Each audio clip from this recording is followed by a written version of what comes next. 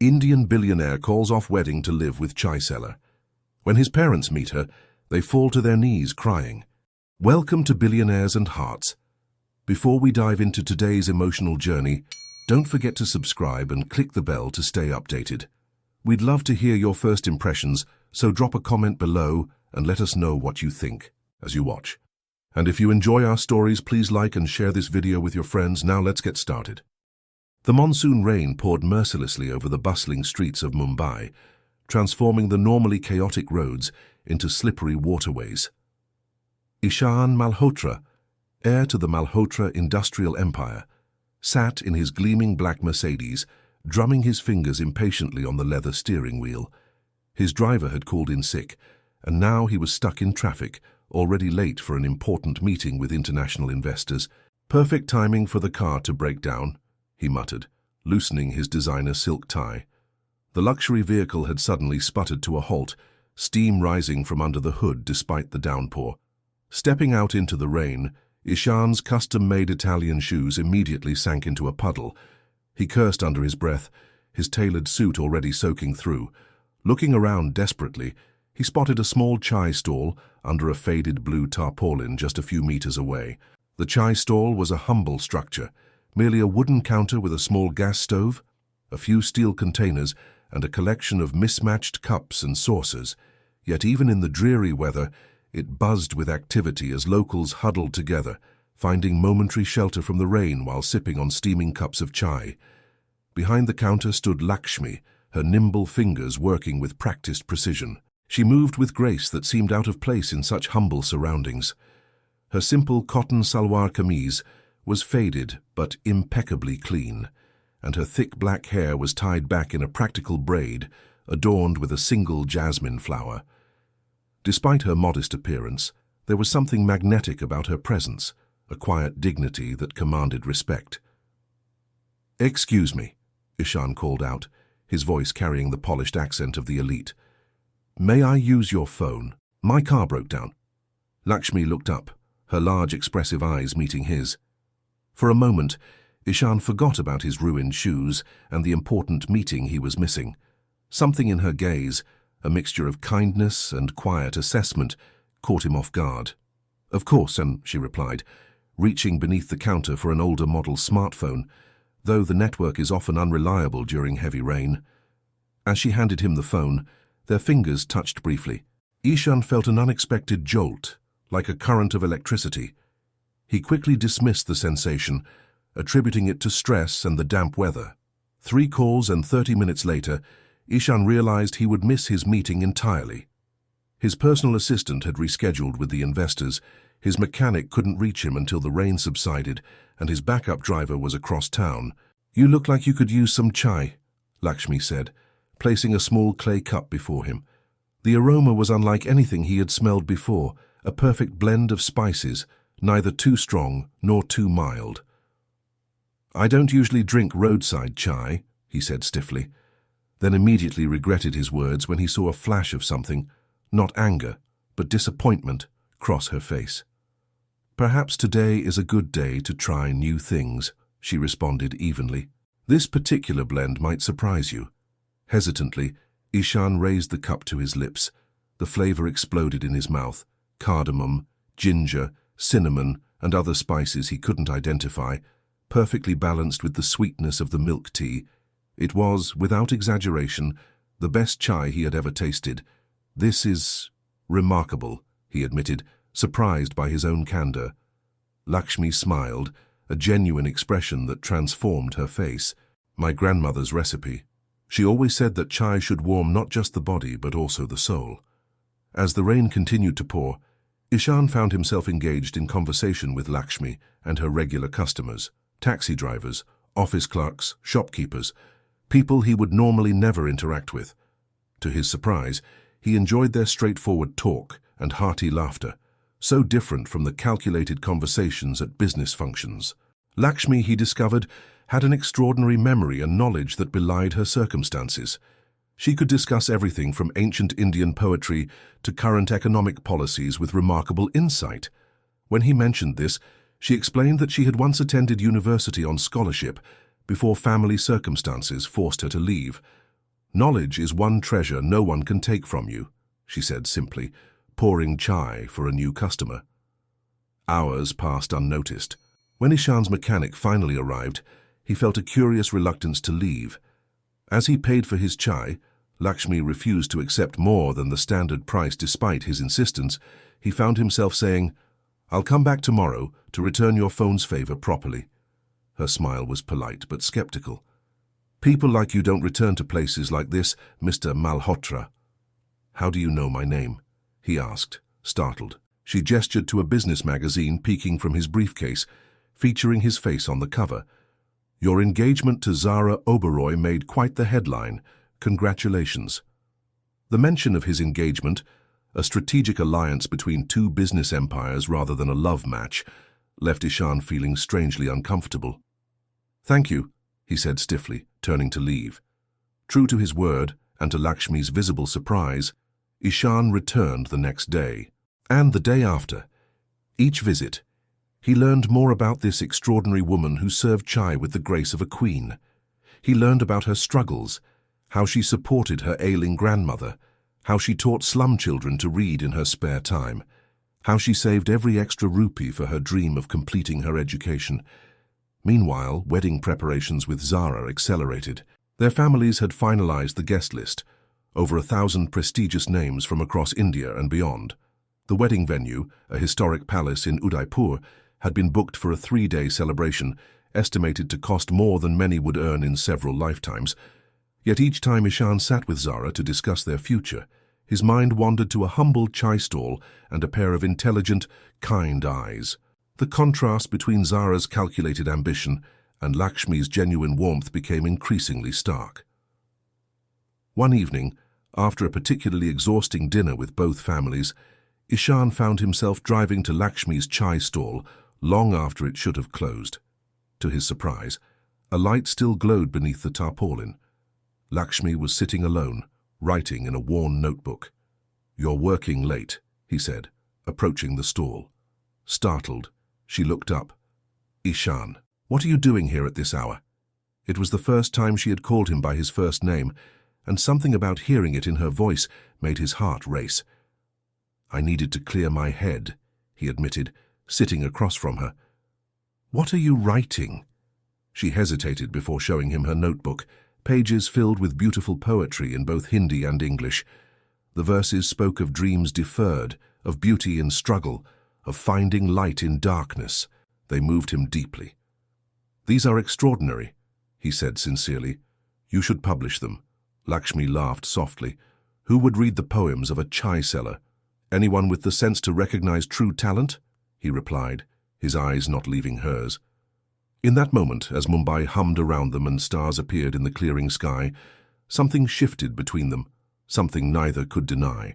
The next morning, Ishaan shocked his family, friends, and the Indian business world by announcing the cancellation of his engagement to Zara Oberoi. Business magazines and society columns exploded with speculation. His phone rang constantly with calls from concerned board members and furious relatives. But for the first time in his life, Ishaan felt truly free to follow his heart rather than expectations. He returned to the chai stall with newfound determination, only to find it closed, with a small "Ham for sale" sign hanging from the tarpaulin. "She left this morning," an elderly vendor from the neighboring stall informed him, packed everything and said goodbye. Seemed in quite a hurry, poor girl. Ishaan felt his world crumbling. Had she heard about his broken engagement and fled to avoid scandal? Had she never felt the connection he had, just as despair began to set in? The vendor added, "She did leave something for a man in a fancy suit. Said he'd know what it meant." He handed Ishaan a folded paper with a single jasmine flower pressed inside. Unfolding it with trembling hands, Ishaan found a poem in Lakshmi's elegant handwriting, and at the bottom, an address in a small coastal village south of Mumbai. Without hesitation, he knew what he had to do. The coastal road to Kerala stretched before Ishaan like a ribbon of possibility. He had dismissed his driver, preferring to make this journey alone in a modest rental car rather than his usual luxury vehicle. The windows were down, allowing the salty breeze to ruffle his normally immaculate hair as palm trees swayed against the cerulean sky. For a man who had scheduled every minute of his life since childhood, this impulsive chase felt both terrifying and exhilarating. His phone had been turned off for hours, silencing the barrage of calls from business associates, family members, and tabloid journalists, all desperate to understand why Ishaan Malhotra had abruptly cancelled his wedding to one of India's most eligible socialites. The coastal village of Varkala materialized like a painting, whitewashed houses with terracotta roofs cascading down cliffs that overlooked the Arabian Sea. Children played cricket on stretches of golden sand, while fishermen mended their nets under the shade of coconut trees. It was worlds away from Mumbai's relentless pace and gleaming skyscrapers. Ishaan followed the directions on Lakshmi's note, driving through narrow streets where goats wandered freely, and elderly women sat on porches stringing jasmine flowers. Finally, he reached a modest house set slightly apart from the others, its walls a faded blue with a small garden of medicinal herbs and flowering plants surrounding it. His heart pounding, Ishaan approached the wooden door. Before he could knock, it opened to reveal an elderly woman in a white cotton sari, her silver hair pulled back in a bun, her face a map of wrinkles that spoke of a life fully lived. "Namaste," she said, her eyes sharp and assessing. "You must be the one my granddaughter has been expecting." "Lakshmi is here?" Ishaan asked, hope surging through him. The old woman's expression softened. "So you are the one who has brought such light to her eyes. Come in, Beta. I am Saraswati, Lakshmi's grandmother." The interior of the house was simple but immaculately clean. Brass lamps gleamed in the corners, and the walls were adorned with framed verses from ancient texts. A gentle breeze carried the scent of incense and cooking spices through open windows. "Please sit." Saraswati gestured to a worn but comfortable divan covered with a hand-woven cloth. "Lakshmi has gone to the temple. She will return soon." Ishaan sat awkwardly, unused to such modest surroundings, yet finding an unexpected peace in their simplicity. "Your home is beautiful," he said sincerely. Saraswati observed him with the wisdom of years. "You seem surprised, young man. Did you expect less because we are not wealthy?" Ishaan felt himself flush. "I'm learning that the most valuable things cannot be purchased," he admitted. The old woman nodded approvingly. "Perhaps there is hope for you after all." She poured him a glass of cool water from an earthen pot. "Science, tell me why the heir to the Malhotra empire has followed my granddaughter to this small village." Before Ishaan could respond, the door opened and Lakshmi entered, dressed in a simple yellow cotton sari with her hair loose around her shoulders. Seeing Ishaan, she froze, the basket of temple offerings still in her hands.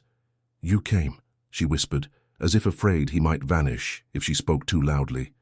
"You left me a map," he replied simply, rising to his feet. "Why did you think I wouldn't follow it?" Saraswati observed their exchange with knowing eyes. "I will prepare some tea," she announced, discreetly making her way to the kitchen. Left alone, Ishaan and Lakshmi regarded each other in charged silence. She was even more beautiful here in her natural surroundings, away from the smoke and grime of Mumbai. The sunlight streaming through the window caught the golden undertones in her skin, and without the constant rush of customers, her posture revealed a natural elegance. "Why did you leave without saying goodbye?" Ishaan finally asked. Lakshmi set down her basket, her movements deliberate. "I heard about your broken engagement on the radio. The reporter said you had cancelled it because of an inappropriate relationship with a woman far beneath your station." Her voice trembled slightly. "I couldn't bear to be the cause of such scandal for you or your family." "Is that what you thought? That I would be ashamed of you?" Ishaan stepped closer, his voice intense. "Lakshmi, meeting you awakened something in me that had been dormant my entire life. For the first time, I'm making decisions based on what feels right, not what looks good on a balance sheet or in a society column." Her eyes searched his face. "Your world and mine are separated by more than just money, Ishaan. Your parents, your business partners, they would never accept someone like me." "Then they will need to change," he said firmly, "because I cannot go back to being the person I was before I met you." A small smile touched her lips. "The ruthless businessman has become a romantic poet." "Perhaps your chai truly is magical," he replied, returning her smile. Their moment was interrupted by a commotion outside, the sound of expensive car engines and urgent voices. Lakshmi peered through the window and paled. "Your parents are here," she whispered, "and they've brought Zara with them." Ishaan's stomach clenched. He had underestimated his family's determination and resources. Of course they would have tracked his phone's last location before he turned it off. "Let me handle this," he said, squeezing her hand before stepping outside to face the storm. Harish and Jaya Malhotra stood beside their luxury SUV, looking utterly out of place in the humble village setting. Harish, a distinguished man with silver streaks in his dark hair, wore a tailored business suit despite the heat. Jaya, elegant in a designer silk sari and diamond jewelry, dabbed at her forehead with a handkerchief. Beside them stood Zara, impossibly beautiful in a Western outfit that cost more than most villagers earned in a year, her expression a mixture of hurt and anger. "So this is what you've thrown away everything for?" Harish demanded, gesturing toward the modest house. "Have you lost your mind, Ishaan?" "Father, I can explain." "Explain what?" Jaya interjected, her voice rising with emotion. "How you've humiliated our family. How you've destroyed a business merger years in the making. How you've broken the heart of a wonderful girl from a good family for what exactly?" Zara stepped forward, her composure perfect despite the circumstances. "Ishaan, whatever phase you're going through, we can work past it. The wedding can still proceed with minimal scandal if we act quickly." Ishaan looked between these people who had shaped his life and expectations for so long. "This isn't a phase," he said quietly but firmly. "And I'm sorry for how things happened, Zara. But our marriage would have been built on convenience, not love." "Love?" Harish spat the word like it was distasteful. "You think love puts food on the table or builds empires? We indulged your Western education too much. You've forgotten our traditions, our values." "On the contrary," came a calm voice from behind Ishaan, "your son seems to be embracing the most sacred of our traditions, following Dharma, his true path." Saraswati had emerged from the house, her diminutive frame somehow commanding immediate respect. She approached the Malhotras without a hint of intimidation. "I am Saraswati Devi. Welcome to my humble home. Would you honor us by coming inside for some refreshment? The sun is quite strong today." Her unexpected courtesy caught the Malhotra off guard. After an uncomfortable pause, proper manners prevailed, and they reluctantly followed her inside. The interior of the house told a story the Malhotra hadn't expected. Among the simple furnishings were signs of profound culture and education. Shelves of classical literature in multiple languages, a small but exquisite bronze Nataraja, framed certificates of academic excellence belonging to Lakshmi. Lakshmi herself stood near the kitchen doorway, her posture straight, her expression dignified despite her obvious nervousness. She had quickly changed into her best sari, a deep blue cotton with a simple silver border, modest but becoming. "This is my granddaughter, Lakshmi," Saraswati introduced her with evident pride. Jaya's eyes widened as she took in Lakshmi's natural beauty and grace, so at odds with the chai seller she had imagined. Harish remained stone-faced, while Zara assessed her presumed rival with the cool calculation of a businesswoman. "Namaskar." Lakshmi greeted them with a respectful gesture, her voice steady. "I have prepared some refreshments. Please be seated."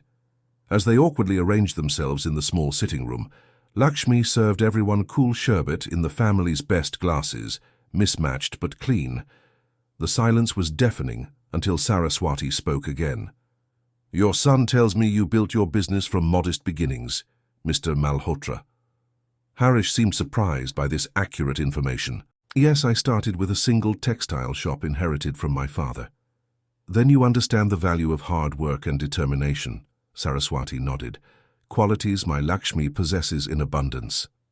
"With all due respect, Mataji," Jaya interjected, "running a chai stall hardly compares to operating an international corporation." "My granddaughter runs the chai stall to support us and pay for her continued education," Saraswati replied evenly. "Perhaps you'd like to see her credentials." Without waiting for a response, she nodded to Lakshmi, who retrieved a folder from a nearby shelf.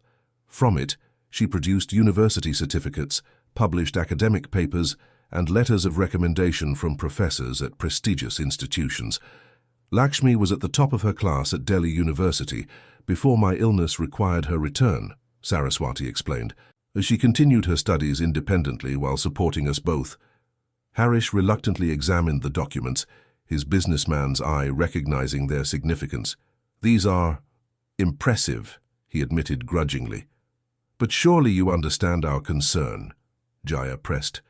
"Our son is responsible for thousands of employees, major investments. His choice of life partner affects many people." "Indeed," Saraswati agreed. "Which is why character should matter above all. Tell me, would you prefer a daughter-in-law who marries for your son's wealth and position, or one who loves him for the man he is becoming?" The question hung in the air. Zara suddenly stood up, her composure finally cracking. "This is absurd. Ishaan, we've known each other our entire lives. Our families have planned this union since we were children. You cannot throw that away for some romantic fantasy." Ishaan looked at her steadily. "I'm sorry, Zara. You deserve someone who loves you completely. That person isn't me." Zara's eyes flashed with anger, then hurt. Without another word, she stormed out of the house. As the afternoon wore on, a remarkable transformation began to take place. Lakshmi, initially reserved, gradually revealed her depth of knowledge on subjects ranging from classical literature to modern business ethics. She spoke articulately about sustainable development projects she had designed for her village, showing the Malhotras a side of India they rarely encountered in their insulated lives of privilege. For his part, Ishaan demonstrated a newfound confidence and clarity that surprised his parents. This was not their dutiful son who followed the prescribed path, but a man who had found his own voice. As the sun began to set, casting a golden glow through the windows, Saraswati suggested that Lakshmi show Jaya her herb garden, leaving Ishaan and his father alone. "You're determined about this girl," Harish stated, not a question, but a realization. "I am, father." Harish sighed heavily. "Your mother and I had so many dreams for you, Beta. We wanted to protect you from the struggles we faced." Ishaan felt a sudden understanding dawn. "Vyas, is that why you pushed me so hard? To shield me from difficulties?" "Life showed us no mercy when we started," Harish admitted, his usual sternness softening. "We came from nothing. Your mother sold her only jewelry to fund our first shop. We worked 18-hour days. When you were born, we swore you would have everything we didn't." For the first time, Ishaan saw not the intimidating patriarch, but a father who had done what he thought best for his son. "And I'm grateful, truly. But perhaps the greatest gift would be allowing me to find my own way, even if it includes some struggles." Outside in the herb garden, a similar conversation unfolded between Lakshmi and Jaya. "Do you truly care for my son?" Jaya asked bluntly, watching Lakshmi tend to a tulsi plant with practiced hands. "More than I believed possible," Lakshmi answered honestly. "But I would never come between him and his family. Family is sacred." Jaya studied the young woman carefully. "And if we opposed this relationship," Lakshmi's hand stilled, but her voice remained steady, "then I would step aside, no matter the pain it caused me. Ishaan's happiness and dharma must come first."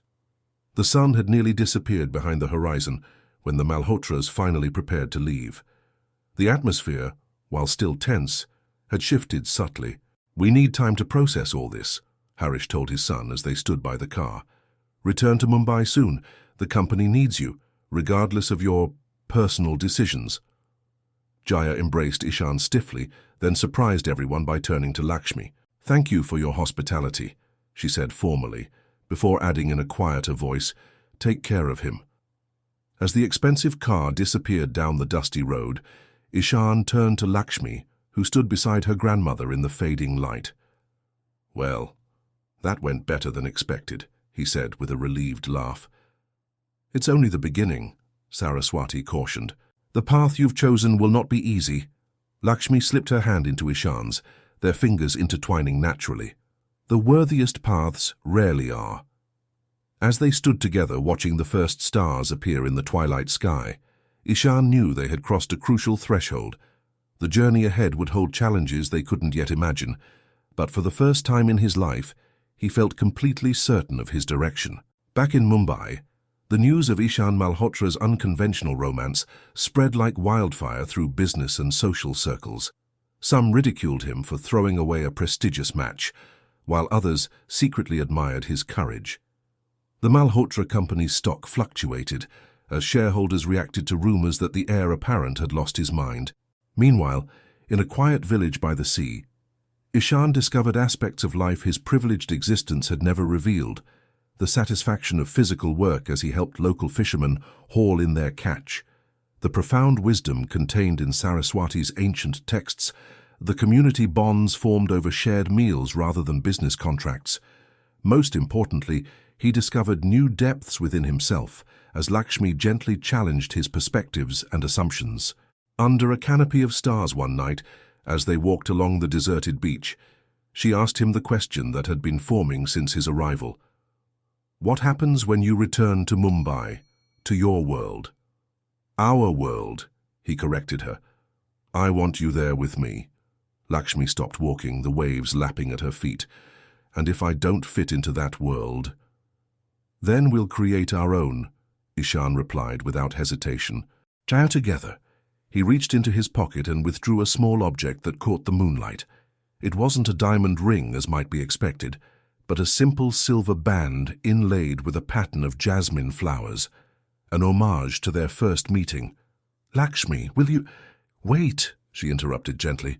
"Before you ask, there's something you need to know about me. About my past." Her expression turned serious, and for the first time since he'd known her, Ishaan saw fear in her eyes. Whatever secret Lakshmi was about to reveal, it was clear she believed it might change everything between them. The sound of the waves seemed to grow louder as Ishaan waited for her to continue, the ring still held between them like a question mark against the vast night sky. The moonlight silvered the waves as they crashed against the shore, matching the rhythm of Ishaan's heartbeat. He stood motionless, the jasmine-adorned ring still held between them, watching as Lakshmi gathered herself to speak. Whatever secret she carried, he knew it had been a burden she had carried alone for too long. "My father was not always a fisherman," Lakshmi began, her voice barely audible above the sound of the waves. He was once Vikram Nair, a brilliant financial analyst at Royal Investment Partners in Mumbai. Ishaan's breath caught. Royal Investment Partners was one of the largest financial institutions in India and a long-time rival of Malhotra Industries.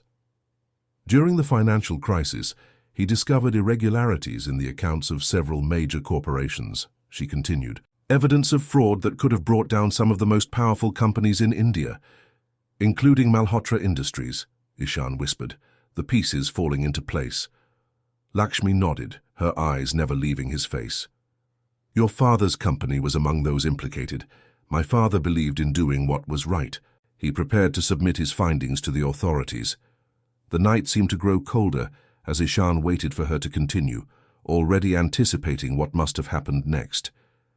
"The night before he was to meet with investigators, there was an accident.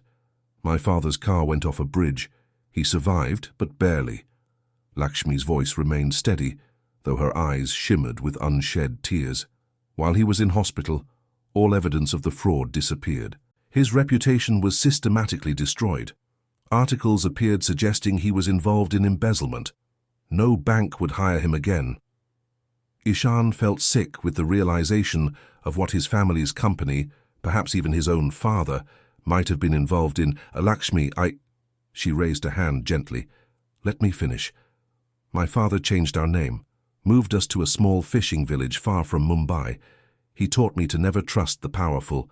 Then, when I was in university, he passed away. His body never fully recovered from the accident. My grandmother and I were left alone." The pieces aligned in Ishaan's mind. Why she had been suspicious of him initially, why she had fled Mumbai when their connection became public, why she had been willing to give him up rather than come between him and his family. "When I realized who you were, I knew I should stay away," Lakshmi admitted. "But my heart wouldn't listen. Now you know why we can never truly be together. Your family would never accept the daughter of the man who nearly exposed them." Ishaan closed the distance between them, taking her hands in his, the ring pressed between their palms. "Lakshmi, listen to me. If what you say is true, then it happened when I was too young to understand. But I'm not too young now. If my family's company was involved in something illegal, I need to know. We need to make it right. You would investigate your own family? She asked incredulously. I would seek the truth, he replied firmly. No empire built on wrongdoing can truly prosper. What happened to your father was unjust. But you and we're not defined by the past. We can write a different story. Lakshmi searched his face, looking for any sign of deception or doubt. Finding none, she finally allowed herself to voice her deepest fear. And if the truth creates an unbridgeable divide between us? Ishaan opened their joined hands, revealing the silver ring catching the moonlight. Then we'll build a bridge. Together, Lakshmi Nair, will you marry me? Not just for love, but for truth and justice and all that we can accomplish as one. A tear slipped down her cheek as she nodded. Yes, she whispered. Say it for all of those reasons and more. As he slipped the ring onto her finger, both knew their commitment went far beyond a traditional engagement. They were pledging themselves to a path that would challenge the very foundations of their worlds. The return to Mumbai brought with it a flurry of activity and confrontation. Ishaan insisted that Lakshmi and Saraswati stay in his private apartment in Juhu Beach, rather than their old quarters above the chai stall, which had since been rented to another vendor. The news of their engagement spread quickly through Mumbai's elite circles, meeting with reactions ranging from scandalized whispers to genuine congratulations. Ishaan's oldest friend, Chavi, was among the few who immediately embraced the match. Kashi's transformed you, Chavi remarked as they sat on the balcony of Ishaan's apartment one evening, watching the sunset over the Arabian Sea. You're still ambitious, still brilliant, but there's purpose behind it now.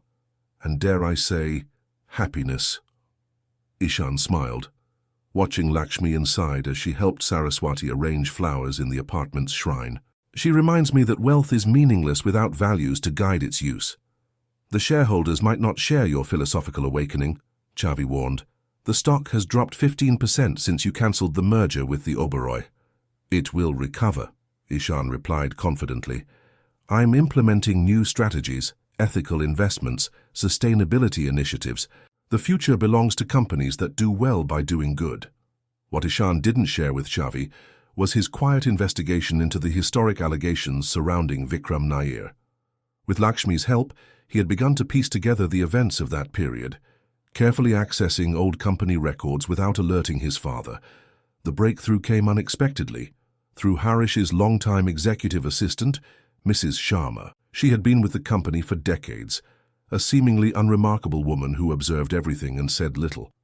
When Ishaan casually mentioned the name Vikram Nair during a routine meeting, he noticed her subtle reaction, a momentary stillness, a flicker in her eyes. After the meeting, she approached him cautiously. You should speak with your mother about that name, she advised in a whisper before hurrying away. The suggestion surprised Ishaan. His mother had always presented herself as uninvolved in the company's affairs, focusing instead on charity work and maintaining their social position. Yet Mrs. Sharma's hint suggested she knew more than she revealed. That evening, Ishaan visited his parents' mansion alone, finding his mother in her garden sanctuary. Jaya Malhotra looked up from her roses, surprise evident on her still beautiful face.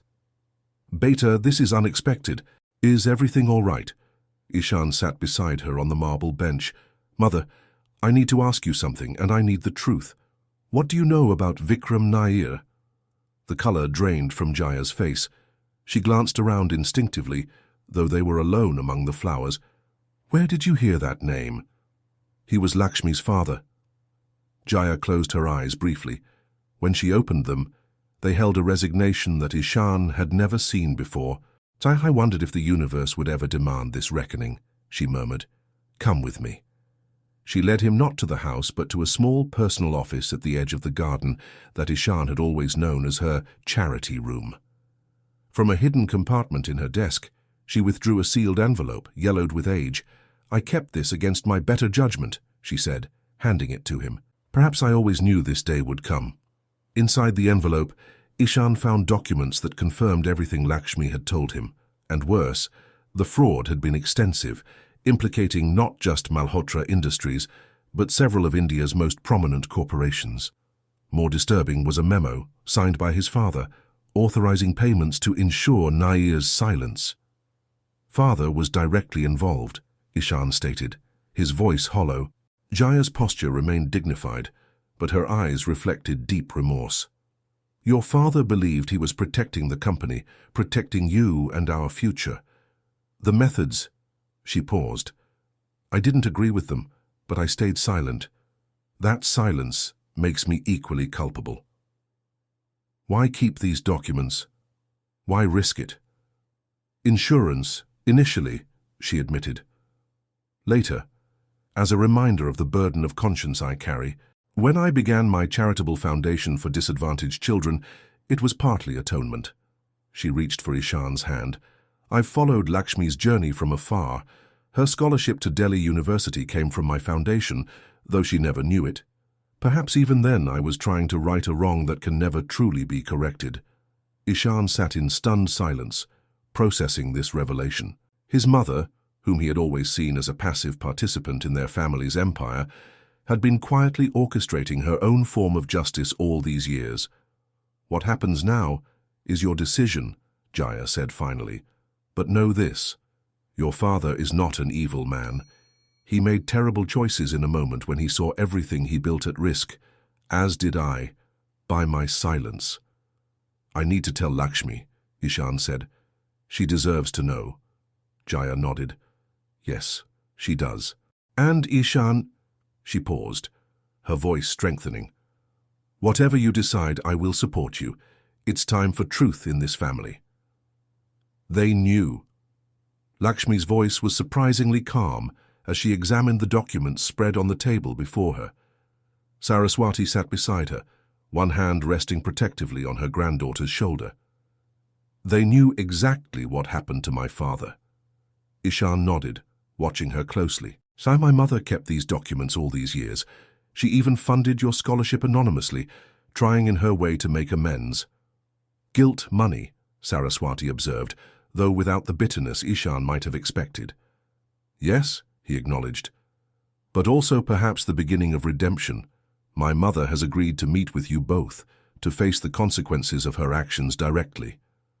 Lakshmi looked up at him, her eyes clear and determined. And your father? He doesn't know yet that we've discovered the truth. That conversation, Ishaan took a deep breath. That conversation needs to happen with all of us present. This isn't just about corporate wrongdoing. It's about what happened to your family. Later that week, in the hushed opulence of the Malhotra mansion library, two families faced each other across generations of pain and privilege. Harish Malhotra, informed by his wife of the revelations, sat rigid with a complex mix of defiance and shame. Jaya beside him, composed but somber. Across from them, Lakshmi and Saraswati maintained a quiet dignity, while Ishaan stood literally and figuratively between these two worlds. I loved my son, Saraswati began, her voice steady despite the emotion evident in her eyes. Vikram was brilliant, honorable, and utterly committed to truth. Your actions didn't just end his career, Mr. Malhotra. They broke his spirit. He died believing the system would always protect the powerful at the expense of the just.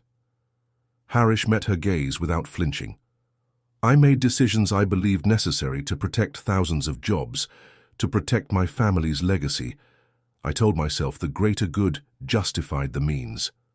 He paused, the armor of decades visibly cracking. I was wrong. The admission hung in the air, momentous in its simplicity. What was done cannot be undone, Lakshmi said softly. My father is gone, but his legacy, his commitment to truth, lives on. The question is not what happened in the past, but what we do now. Ishaan stepped forward. I've consulted with legal experts, he said. The statute of limitations has expired on most of the financial improprieties, but that doesn't release us from moral obligation. I propose a comprehensive audit of Malhotra Industries, full transparency about past misdeeds, and a substantial restitution fund for those who were harmed, beginning with the Nair family. You would expose our family to public shame, Harish demanded, a flash of the old authority returning. I would have our family stand for integrity, Ishaan countered. The shame exists whether we acknowledge it or not. Only through truth can we find redemption. Jaya placed her hand over her husband's. Harish, it's time. For ourselves, for our son, for the legacy we truly want to leave. A heavy silence filled the room as Harish Malhotra, titan of industry and paragon of success, confronted the moral failure at the heart of his achievements. Finally, he looked not at his son, but at Lakshmi. "Your father was a good man," he said quietly. "Better than I was. I cannot give you back what was taken, but I can acknowledge the wrong that was done." He turned to Ishaan. "Proceed with your plan. Whatever consequences come, I will face them." It was not forgiveness. That would take much longer, but it was a beginning. The months that followed brought transformation on every front. True to his word, Ishaan initiated a thorough audit of Malhotra Industries, bringing in independent investigators to review decades of business practices. When the findings were published, the initial shock to the company's reputation was severe, but the transparency strategy ultimately strengthened their position. Under Ishaan's leadership, Malhotra Industries became a surprising champion for corporate ethics reform. Lakshmi, meanwhile, established the Vikram Nair Foundation for Corporate Transparency, using the substantial restitution funds to train ethical whistleblowers and provide legal support to those who spoke truth to power. Her work quickly gained national attention, positioning her as a formidable advocate in her own right. The wedding preparations proceeded against this backdrop of public scrutiny and private healing. By mutual agreement, Ishaan and Lakshmi opted for a ceremony that balanced tradition with their shared values, elaborate enough to honor their cultural heritage, but mindful of excess in a world where so many had so little. On the morning of the wedding, as Lakshmi sat patiently while her grandmother adorned her with flowers and gold ornaments, an unexpected visitor arrived. Jaya Malhotra, resplendent in a crimson and gold sari, stood hesitantly at the threshold of the preparation room. "May I come in?" she asked, her usual confidence replaced by genuine humility. Lakshmi nodded, watching in the mirror as her future mother-in-law approached. "I brought something for you," Jaya said, opening a velvet box to reveal an antique gold necklace set with pearls and rubies. "This has been worn by Malhotra brides for 3 generations." Saraswati's hands stilled in her granddaughter's hair. "That is a generous offer," she said cautiously. "But Lakshmi has her mother's jewelry." "Of course," Jaya replied quickly. "I didn't mean to presume. Perhaps," Lakshmi interjected gently, "I could honor both traditions." She reached for a simple gold chain already around her neck, from which hung a small pendant. "This was my mother's Mangal Sutra. I would be honored to wear your family's necklace alongside it, if that would be acceptable." The significance of the gesture wasn't lost on either older woman. The traditional Mangal Sutra symbolized the sacred bond of marriage, while the Malhotra heirloom represented acceptance into a new family. Wearing both was Lakshmi's way of honoring her past while embracing her future. Ajaya's eyes glistened with unshed tears as she carefully placed the necklace around Lakshmi's neck. "Perfect," she whispered. In another part of the venue, Ishaan was having a similarly significant conversation with his father. Harish, dressed in formal wedding attire, had been uncharacteristically quiet throughout the morning preparations. "You're unusually contemplative, father," Ishaan observed as they waited for the ceremony to begin. Harish smoothed an invisible wrinkle from his silk shawani. "I'm thinking about legacy," he admitted. "All these years, I believed I was building something impressive for you to inherit. Now I wonder if what I'm actually leaving you is a burden of mistakes to correct." "Not just mistakes," Ishaan replied thoughtfully. "You also taught me determination, strategy, vision. I'm applying those lessons differently, perhaps, but they still shape who I am." "And who are you becoming?" Harish asked, genuine curiosity in his voice. Ishaan smiled. "Someone who measures wealth, not just in rupees, but in relationships. Someone who understands that true power comes not from controlling others, but from empowering them." He paused. "Someone who, I hope, can make you proud in a different way than you expected." For the first time in many years, Harish embraced his son fully, without reservation. "I am already proud," he said gruffly. "It takes more courage to change a path than to follow one." When the ceremony finally began, It was a visual tapestry of two worlds harmoniously interwoven. The mandap was decorated with marigolds and jasmine, an homage to Lakshmi's chai stall origins. Guests ranged from corporate magnates to the humble villagers from Varkala, all equal in the celebration of this union. As Lakshmi walked toward him, radiant in a red and gold sari with both family heirlooms adorning her neck, Ishaan felt a sense of completion he had never known possible. This wasn't just a marriage of two people, but a joining of principles, tradition and progress, wealth and compassion, power and purpose. The sacred fire blazed between them as they recited ancient vows, binding their souls together for 7 lifetimes. When they completed the 7 ritual steps, each representing a shared promise for their future, the assembled guests erupted in joyous celebration. It was during the reception that the most unexpected moment occurred. Ishaan Malhotra, who had been observing the festivities with uncharacteristic quietude, suddenly approached the dais where the newlyweds sat. The room gradually hushed as he raised a hand to speak. Today we celebrate not just the union of two people, but the union of two families, two traditions, two visions of what India can be. His voice, accustomed to boardroom commands, now carried a newfound humility.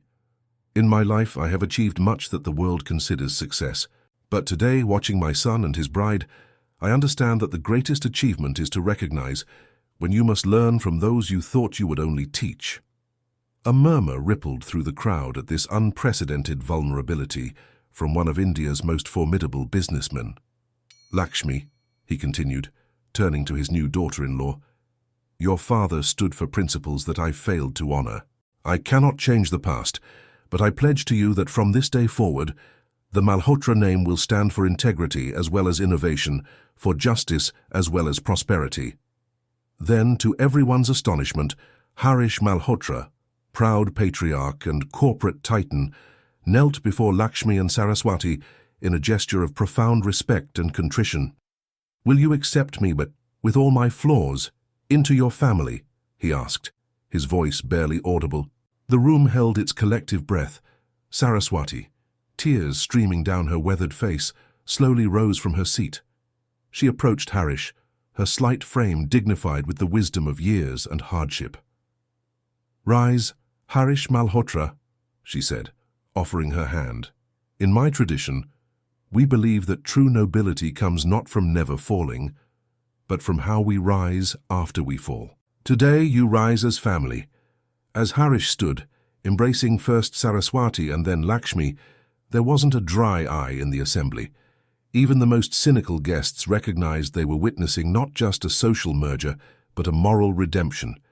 Ishaan, watching from beside his bride, felt a weight lift from his shoulders. The burden of divided loyalties finally resolved. Later that night, after the guests had departed and the newlyweds retreated to their decorated chamber, Lakshmi and Ishaan sat together on the balcony, looking out at the star-strewn sky over Mumbai. Do you think they're watching? Lakshmi asked softly. My parents. Ishaan squeezed her hand gently. I believe they are, and I believe they're proud of the bridge you've built, not just between our families, but between what is and what could be. Lakshmi rested her head on his shoulder. When I was a little girl, my father used to tell me that true wealth isn't what you have, but what you give. I didn't understand then. I thought he was just making excuses for our simple life. And now? Now I understand that he was the richest man I've ever known, until I met you. She turned to face him. Not because of your money, but because of your willingness to give of yourself, to risk everything for what's right. Ishaan traced the outline of her face, still marveling that this extraordinary woman had chosen to share her life with him. We have so much work ahead of us. Yes, she agreed. Transforming a company, reforming an industry, reconciling two families with a painful history, none of it will be easy. But we'll do it together, he said. One day at a time, one decision at a time. As the first light of dawn touched the horizon, casting Mumbai in a golden glow, they sealed this promise with a kiss, not an ending, but a beginning of a journey that would challenge them, strengthen them, and ultimately define not just their lives but the lives of countless others touched by their courage to choose love over convention, truth over comfort, and redemption over resentment. In the years that followed, the story of the billionaire who cancelled his society wedding for a chai seller became something of a modern legend in India. But those who knew Ishaan and Lakshmi Malhotra understood that the true miracle wasn't that a wealthy man had fallen in love with a woman of humble origins. It was that together they had found the courage to transform that love into a force for change that rippled far beyond their own lives. And in quiet moments, when the weight of their work felt heaviest, they would return to that simple chai stall where their journey began, now preserved as the headquarters of their joint charitable foundation, to brew a cup of Lakshmi's grandmother's special blend and remind themselves that the most powerful magic often begins in the most unexpected places. Thank you for watching this heart-stirring story. If you enjoyed it, please hit the like button, subscribe, and share it with your friends. And I'd love to hear your thoughts. Drop a comment below telling me what you thought of the story. Also, click on the video appearing on your screen to continue the journey with us. See you in the next story.